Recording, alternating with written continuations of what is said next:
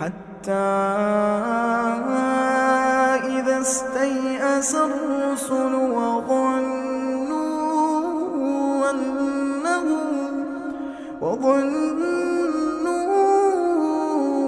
أنهم قد كذبوا جاءهم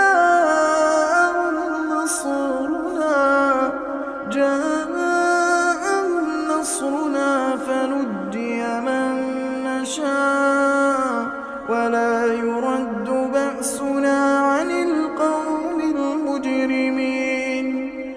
لقد كان في قصصهم